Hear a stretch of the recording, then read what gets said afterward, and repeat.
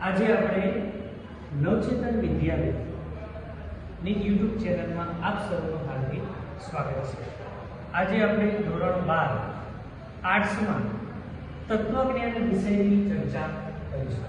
તત્વજ્ઞાનની અંદર સૌપ્રથમ કહેવાય કે સાદું વિધાન એટલે શું, સંયુક્ત વિધાન એટલે શું, એ વિશે આપણે ચર્ચા કરીશું। તો સૌપ્રથમ આપણે ચર્ચા કરીએ કે સાદું વિધાન એટલે શું। તો સાદું વિધાન એટલે કે જે વિધાનમાં બીજા કોઈ વિધાનનો સમાવેશ થતો નથી તેને સાદું વિધાન તરીકે ઓળખવામાં આવે છે। ઉદાહરણ તરીકે આપણે લઈએ તો હિમાલય પર્વત છે। આપણે ઉદાહરણ લઈએ બેટા કે હિમાલય પર્વત છે।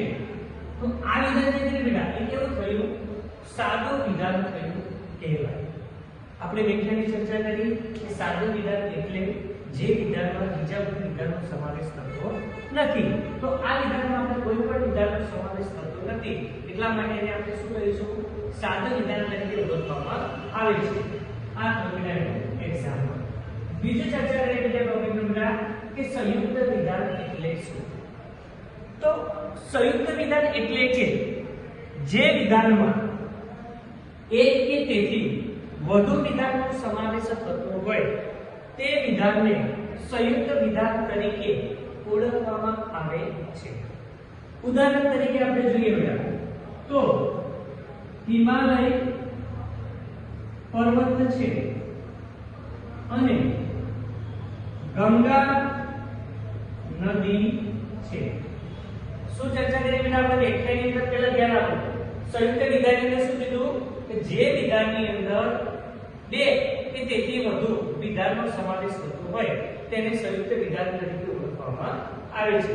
તો આપણે જો પહેલું વિધાન આપણે જોયું બેટા હિમાલય પર્વત છે એટલા એક વિધાન બન્યું।